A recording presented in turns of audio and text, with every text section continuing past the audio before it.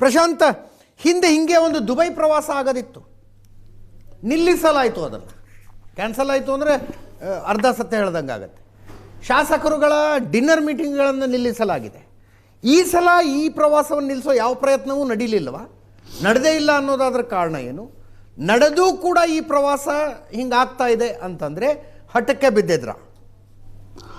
ಅದೇ ನನಗನ್ಸುತ್ತೆ ಎರಡು ಬೆಳವಣಿಗೆಗಳು ನಿನ್ನೆ ಮತ್ತು ಅಂದರೆ ಕಳೆದ 4-5 ದಿನಗಳಿಂದ ಏನು ನಡೆದಿವೆ.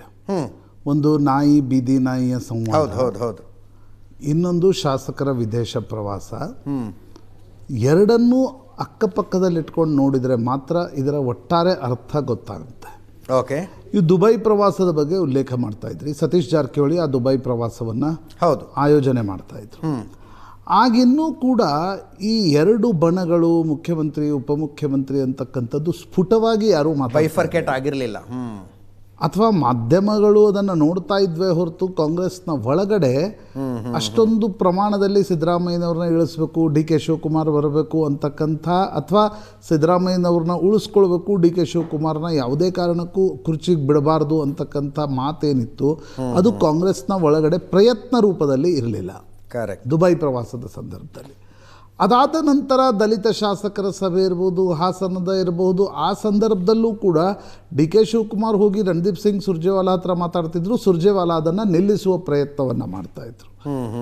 ಅದಾದ ಮೇಲೆ ನವೆಂಬರ್ನಲ್ಲಿ ಮೊದಲ ಬಾರಿಗೆ, ಅಂದರೆ ಡಿ ಕೆ ಶಿವಕುಮಾರ್ ಆಂಗ್ಲ ಚಾನೆಲ್ ಒಂದಕ್ಕೆ ಸಂದರ್ಶನ ನೀಡಿದ ನಂತರವೂ ಕೂಡ ನವೆಂಬರ್ ಮೊದಲ ಬಾರಿಗೆ ಒಂದು ತೊಡೆ ತಟ್ಟುವ, ಅಂದರೆ ಇಲ್ಲ ನಿಮ್ಮನ್ನು ನಾವು ಕೆಳಗಿಳಿಸ್ತೀವಿ, ಇಲ್ಲ ನೀವು ಹೆಂಗೆ ಕೆಳಗಿಳಿಸ್ತೀರಿ ನೋಡ್ತೀವಿ ಅನ್ನುವ ರೀತಿಯ ಪೈಪೋಟಿ ಸಿದ್ದರಾಮಯ್ಯನವರು ಮತ್ತು ಡಿ ಕೆ ಶಿವಕುಮಾರ್ ಬಣದ ಮಧ್ಯೆ ಅಧಿಕೃತವಾಗಿ ಆರಂಭ ಆಯಿತು. ಯಾವಾಗ?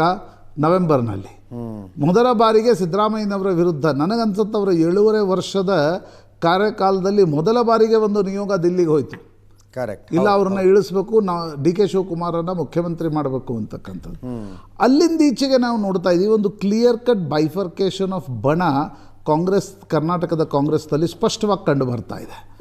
ರಣದೀಪ್ ಸಿಂಗ್ ಸುರ್ಜೇವಾಲಾರನ್ನು ನ್ಯೂಟ್ರಲೈಸ್ ಮಾಡಿದರು ಸಿದ್ದರಾಮಯ್ಯನವರು ದಿಲ್ಲಿಗೆ ಹೋಗಿ, ಇಲ್ಲ ಇವರು ಡಿ ಕೆ ಶಿವಕುಮಾರ್ ಪರವಾಗಿ ಕೆಲಸ ಮಾಡ್ತಿದ್ದಾರೆ ಅಂತ ಹೇಳಿದರು. ಕೆ ಸಿ ವೇಣುಗೋಪಾಲ್ರ ಬಗ್ಗೆ ಅದೇ ರೀತಿಯ ಟೀಕೆ ಟಿಪ್ಪಣಿಗಳನ್ನು ಡಿ ಕೆ ಶಿವಕುಮಾರ್ ಮೇಲೆ ಹೋಗಿ ಮಾಡ್ಕೊಂಡು ಬಂದರು.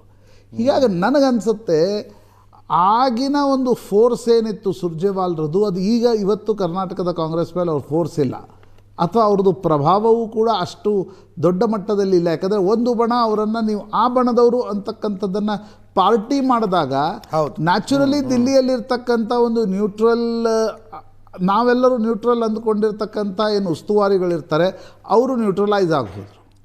ಕೆ ಸಿ ವೇಣುಗೋಪಾಲ್ ಹೋಗಿ ಕೇರಳದಲ್ಲಿ ಆ್ಯಕ್ಟಿವ್ ಹಾಕೋದ್ರು.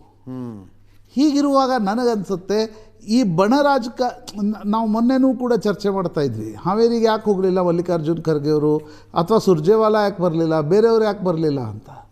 ಹೋದ ತಕ್ಷಣ ಶುರು ಆಗುತ್ತೆ, ನೀವು ಸಿದ್ದರಾಮಯ್ಯನವರು 5 ವರ್ಷ ಇರ್ತಾರೋ ಇಲ್ವೋ ಅಂತ ಏನಾದರೂ ಬಾಯಿ ತಪ್ಪಿ ಮಾತಾಡಿದರೆ.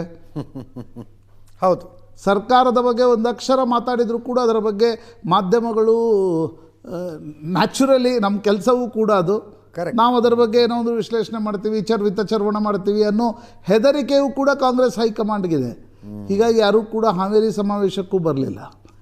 ಈಗಲೂ ಕೂಡ ಯಾರಾದರೂ ಪ್ರೊಆಕ್ಟಿವ್ ರೋಲ್ ತಗೊಂಡು ನೀವು ಹೋಗಬೇಕು, ನೀವು ಹೋಗಬಾರ್ದು ಅಂತಕ್ಕಂಥದ್ದನ್ನು ಹೇಳಿದರೂ ಕೂಡ ಕೇಳುವ ಸ್ಥಿತಿಯಲ್ಲಿ ಎರಡೂ ಬಣಗಳು ಕಾಣ್ತಾ ಇಲ್ಲ ಸ್ಪಷ್ಟ ಮಟ್ಟಿಗೆ.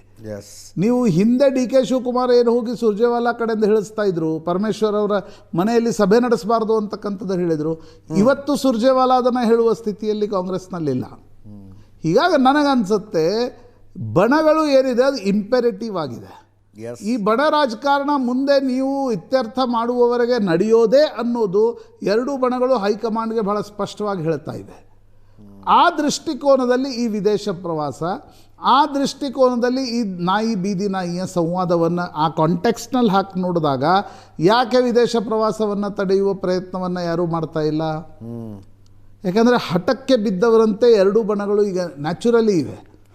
ಸಿದ್ದರಾಮಯ್ಯನವರ ಬಣ ಕೂಡ ಈಗ ಈ ಇಡೀ ವಿದೇಶ ಪ್ರವಾಸವನ್ನು ಆಯೋಜಿಸಿದವರು ಯಾರು ಅನ್ನೋದು ಡಿ ಕೆ ಶಿವಕುಮಾರ್ಗೆ ಆ ವಿದೇಶ ಪ್ರವಾಸದ ಬಗ್ಗೆ ಇರತಕ್ಕಂಥ ಅಭಿಪ್ರಾಯ ಮತ್ತು ಸಿದ್ದರಾಮಯ್ಯ ಬಣದವರಿಗೆ ಆ ವಿದೇಶ ಪ್ರವಾಸದ ಬಗ್ಗೆ ಇರತಕ್ಕಂಥ ಸದಭಿಪ್ರಾಯ ಎರಡರಿಂದಲೂ ನಿಮಗೆ ಭಾಳ ಸ್ಪಷ್ಟವಾಗಿ ಗೊತ್ತಾಗ್ತಾ ಇದೆ ಯಾರು ಈ ವಿದೇಶ ಪ್ರವಾಸವನ್ನು ಆಯೋಜಿಸಿದವರು ಅಂತಕ್ಕಂಥದ್ದು. ಅಂತಿಮವಾಗಿ ನನಗನ್ಸುತ್ತೆ ಅಜಿತ್, ಹೈಕಮಾಂಡ್ ಕುಳಿತು ಮಾತನಾಡಿಸುವವರೆಗೂ ಅಥವಾ ಹೈಕಮಾಂಡ್ ಇದಕ್ಕೊಂದು ತೇಪೆಯ ಫಾರ್ಮುಲಾ ಕಂಡುಹಿಡಿಯುವವರೆಗೂ ಇದು ಈ ರೀತಿ ನಿಲ್ಲುತ್ತೆ ಅಂತಕ್ಕಂಥದ್ದು ಅನ್ನಿಸ್ತಾ ಇಲ್ಲ. ತುಂಬ ನೋಡಿ, ಕಾಂಗ್ರೆಸ್ ನಾಯಕರೆಲ್ಲರೂ ಸೀಸನ್ಡ್ ಇದ್ದಾರೆ. ಹಾಗಾಗಿ ನಾವು ಇನ್ನೂ ಆ ಸೀಸನ್ಡ್ ಫೈಟನ್ನು ನೋಡ್ತಾ ಇದ್ದೀವಿ. ಇದಿನ್ನೂ 2-3 ತಿಂಗಳ ಕಾಲ ನಿಲ್ಲಿಸದೆ ಹೋದರೆ ಅದೇ ಸೀಸನ್ಡ್ ಫೈಟ್ ಏನಾಗ್ಬೋದು ಅನ್ನೋದು ನನಗೆ ಈ ನಾಯಿ ಮತ್ತು ಬೀದಿ ನಾಯಿಗಳ ಸಂವಾದದಿಂದ ಸ್ಪಷ್ಟ ಸಿಕ್ಕಂಗೆ ಆಗ್ತಾ ಇದೆ. ಎಸ್,